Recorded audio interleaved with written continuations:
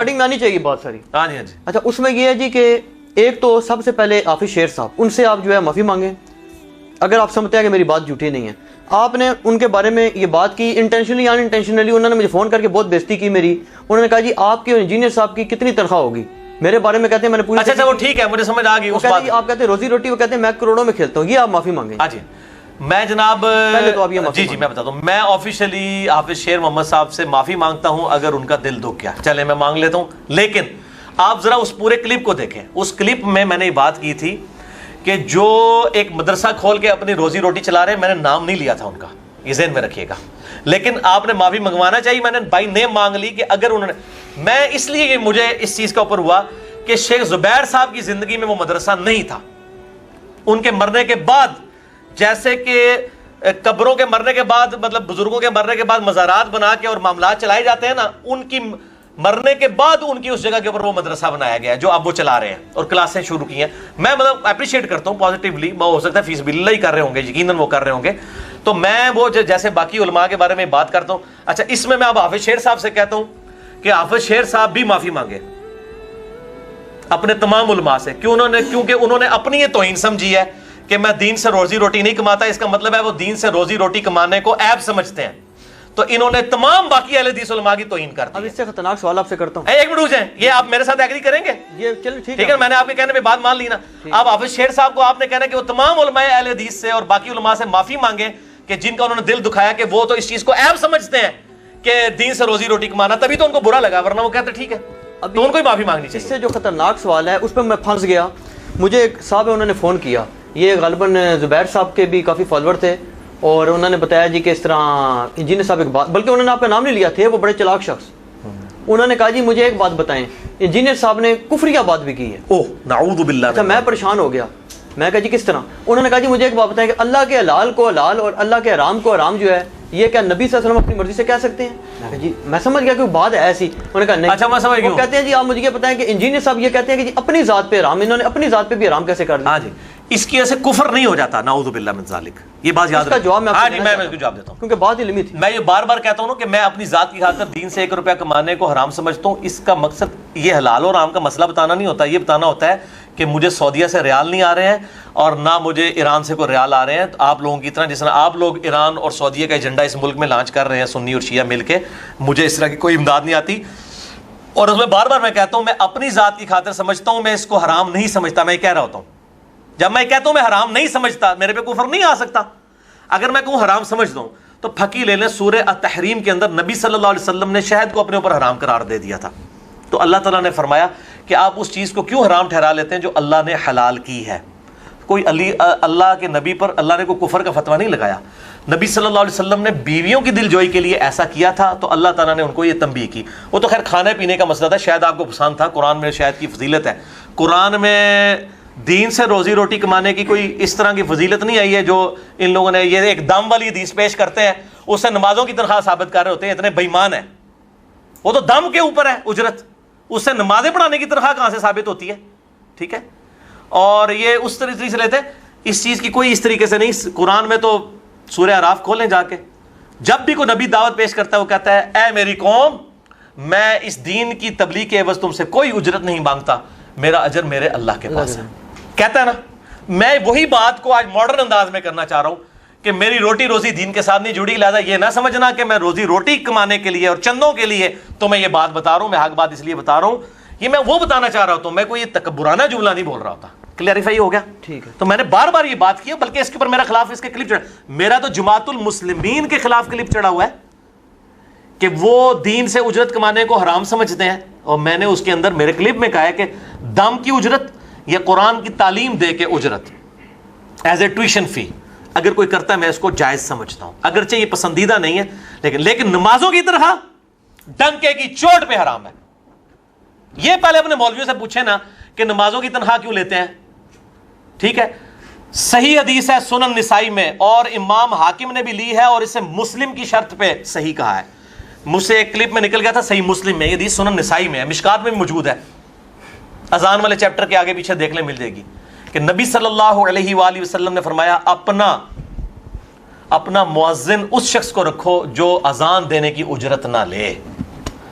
اذان تو سنت ہے، نماز تو فرض ہے. جو اذان دینے کی اجرت نہیں لی جا سکتی, یہ اسی طریقے سے ماں باپ کو اف تک مت کہو تو گالی گلوچ کر لو, مار لو.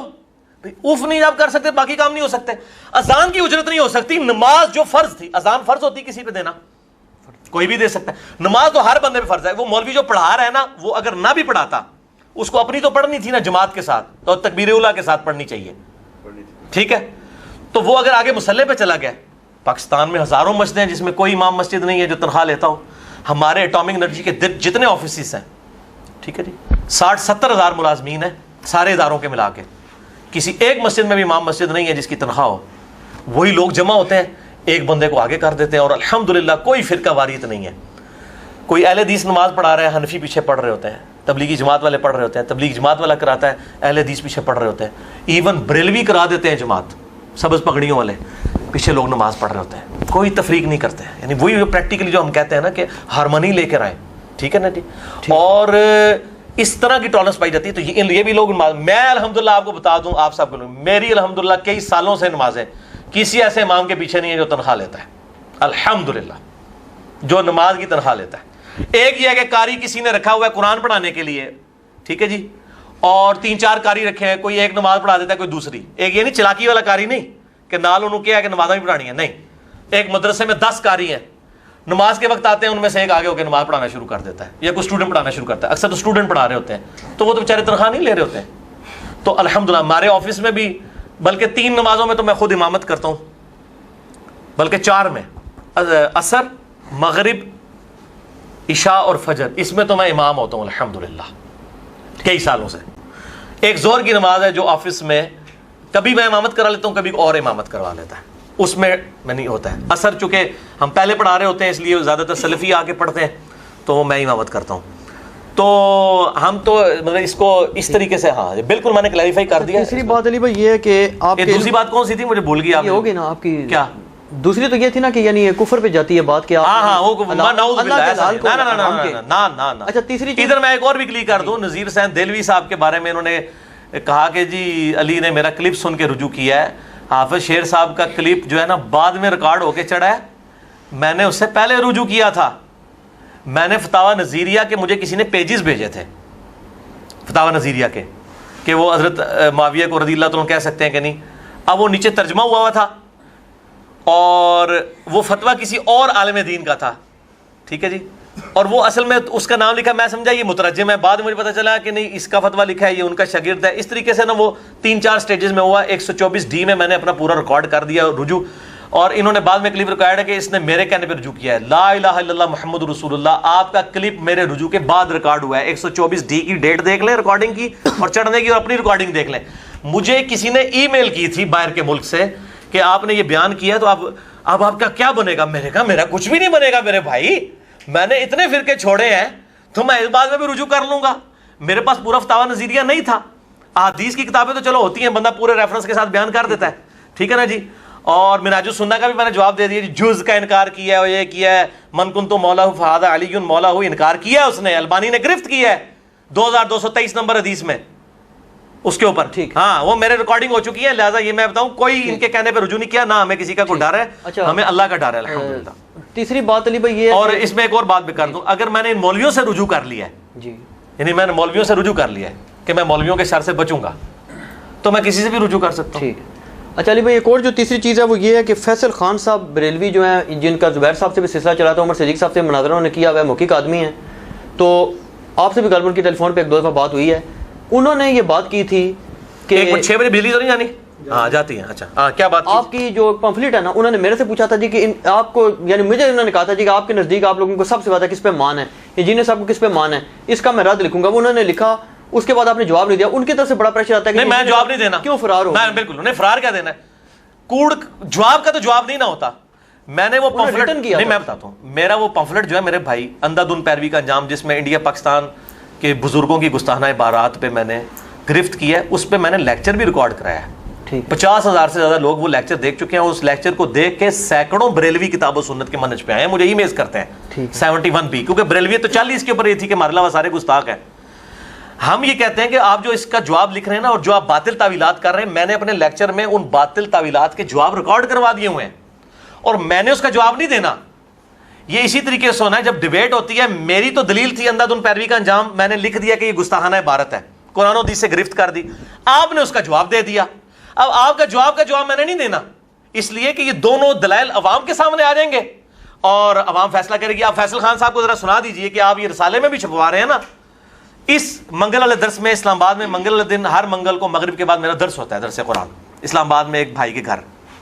وہاں پہ کچھ لوگ فیصل خان صاحب کا یہ پمفلٹ لے کے آئے, چلے یہ کرامت ہی ہوگی, یہ اسی منگل کو ہوا ہے. اچھا ہاں, اور وہ خود بریلوی سے ریورٹ ہوئے میں, اور وہ ہنس رہے تھے, کہتے ہیں یہ مولوی بارے جواب لکھتے ہیں, نہ سر نہ پاؤں. تو وہ کہتے ہیں کہ یہ جواب آپ نے لکھوایا کیسے؟ میں نے کہا میں نے بڑی مشکل سے لکھوایا جواب. یہ میں نے آپ کو کہا تھا نا اس کو کہ جواب لکھے, ان کو بریلویوں کو کہ جواب لکھے. بالکل بالکل, یہ جواب لکھایا تاکہ آپ کی علماء کی جہالت پتہ چلے. وہ جناب وہ شمالی واہ کو چلنے کا حکم دیا, اس کے اوپر وہ کہہ رہا ہے کہ جی یہ دیکھیں انسان اور جن بھی نافرمانی کرتے ہیں. میں ان ساری باتوں کے جواب دے چکا ہوں کہ جنوں انسانوں کو اللہ نے اختیار دیا ہے. اللہ جنوں انسان کے علاوہ جتنی مخلوقات ہیں ان کو جب اللہ حکم دے گا وہ سرتابی نہیں کر سکتے. ٹھیک ہے, سورہ حامی میں سجدہ میں باقی جگہ پہ چشتی رسول اللہ کا جواب دیں. یہ لوگ خود کہتے ہیں کہ با خدا دیوانہ باش با محمد ہوشیار. تو نبی صلی اللہ علیہ وسلم کا اور کہتے ہیں صوفیاء کی شتیہات ہیں. لعنت بھیجتے ہیں ہم ایسی شتیہات کے اوپر جس میں اپنے ناموں کے کلمے پڑھائے گئے ہیں. جب اشرف علی تھانوی رسول اللہ کلمہ آتا ہے اس وقت یہ کفر کہتے ہیں. دوغلی پالیسی ان کی. یہ چھوڑ دیں, معاملہ اور طرف چلا جائے گا, آپ اسی طرف آئیں جس کو ڈسکس کر رہے ہیں.